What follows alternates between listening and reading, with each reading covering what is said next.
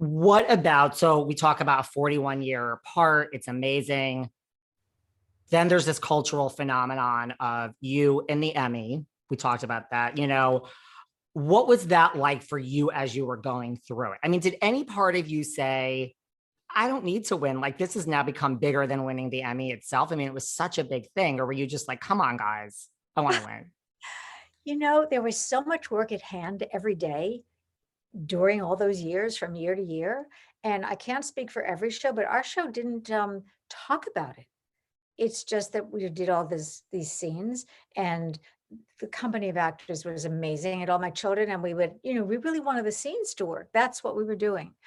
But on the other hand, when it came time for the nominations to come out, and I often didn't know when they were coming out, and that was good because then you get all very breathless, but you have to go do your work. So Right. and when I would hear I was nominated, I was thrilled.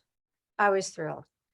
And then came the process of choosing what to submit. And the submission rules were a little different from year to year, or maybe every couple of years. How many scenes, one scene, how many scenes, 3 shows, 1 show, so on. So it was always a challenge.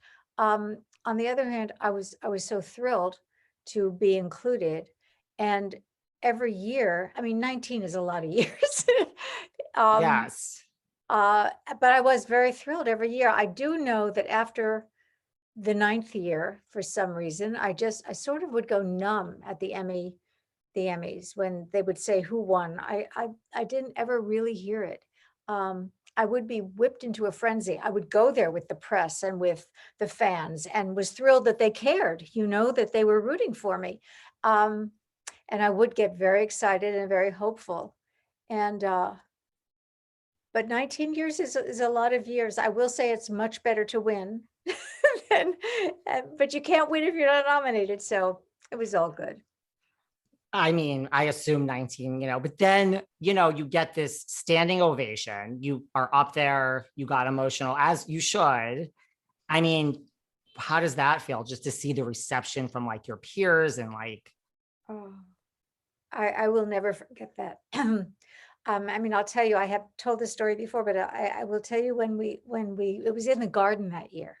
Usually we were in Radio City, but Radio City was closed for renovation. So the Emmys were in Madison Square Garden.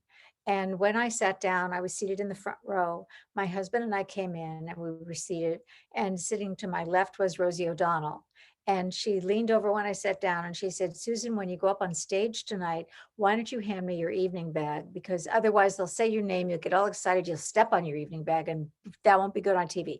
So I said, thank you, Rosie. That's so nice of you, kind of you. But, history has pretty much taught me that I'm not going up on that stage tonight. right. But I'm a hopeful person, but, I didn't really think so.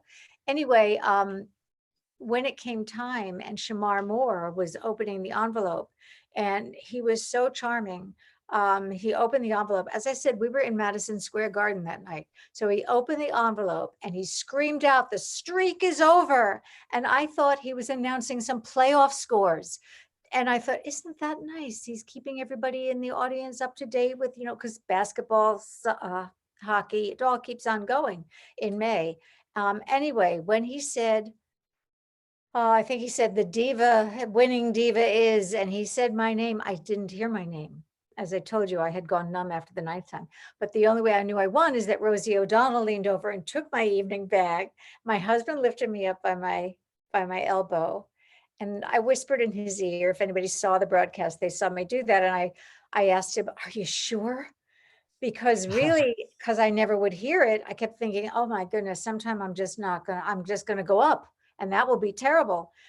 He said, yes, it's you. And I went up on stage, and as I was going up, I thought, my knees, I can feel my knees are buckling. I don't know how I'm going to stand, how I'm going to turn around, how I'm going to speak. The night before, I had thought to myself, everybody's saying, this is my year, this is my year. But it wasn't the first time. And I thought, well, if it is my year, I would have so many people to thank, and I don't want to forget anybody or anything. I'm so grateful. And so I allowed myself to kind of go through, who I would want to thank. And when I got up there and turned around and saw the audience, as you said, my peers, the people who worked just as hard as we did it, all my children and I did, on their feet applauding for me, and some people with tears, and Oprah Winfrey in the wings jumping up and down applauding, and I just hoped I could speak. And and so I started to thank the people, and I had so many to thank. And honestly, I'm so grateful to Kelly Ripa, who was center in my vision in that audience. And she was saying, because they started to play the music, Right. I had so many, 19 years, I had a lot of people to thank. And I wanted to thank my children, and I wanted to thank my husband. And Kelly was saying, let her speak, let her talk.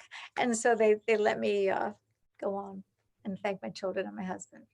I remember it, but I rewatched the video yesterday too. And I was getting emotional. I was like, this is just such a great moment. So did you really think you were just never going to win? I mean, 19 years is a long time, or it just, like you said, it was about the work and it wasn't like at the forefront of your mind, but it's nice to win, right? Did you really just think it would never happen for you?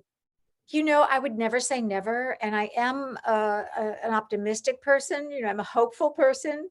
And I loved the character. And I was getting so much support from everyone around me all the time that I thought, well, maybe. But as I said to Rosie, history's taught me, so I wasn't sure. You just weren't sure. Mm-mm. Is there anything, like I've spoken to so many actresses that have played parts for like so long. Was there any part of you, like as you were playing Erica, and I know you did other things like throughout that and after, certainly, which we're going to get into, was there any part of you that worried like, okay, I'm getting typecast, there's other things I want to do? I mean, all my children, that part, it was all encompassing. It was great. And there's no shade. I'm just saying, like, as an actress, were you like, oh, I wish I could just do that for like 2 months and come back? And you did some of that and we'll talk about it, but like, was there more of that we don't know about? I was aware that I was being typecast, but on the other hand, I loved playing her so much, and I have to say, not a bad type, So I was fine, but I knew that I had to do something else. I didn't think I could call myself truly an actress if I only played one part, even though there was so much range within Erica. I was given this enormous gift of a character to play, but I knew I had to play other roles in order to be okay with calling myself an actress. That makes sense. What about, if you talk to most people and you say, like, who is the most famous character in daytime TV history? Who's the most like well-known actress? It's Erica Kane and Susan Lucci. There's lots of others, but that is what people will say. I guarantee you, Susan, 99.9 out of 100 people would say that. So how does that feel? I mean, is that a lot of pressure, like over the years, to be number one on the call sheet? I mean, I know it was an ensemble show and everybody was great. Like, is there that pressure? And just, does that feel great that it's just such an iconic role and you've turned into such an iconic actress? Thank you. I knew this character, this role was as good as it gets. And I had no desire to think otherwise. I mean, I loved what I did. And it's funny. I mean, every time my contract would come up, I would honestly take a good hard look at, was I really happy? 25 years in, I remember one day, because my inside voice, I'd go into the studio, I'd be laughing, I'd be happy, I'd be smiling, I'd be singing inside. And I was thinking, something wrong with me? I've been here for such a long time. And Right. I love what I'm doing. Loved everybody I was working with. Not to sound like a Pollyanna and not to sound like somebody who's just, stupid. I did look at it, and I was really happy.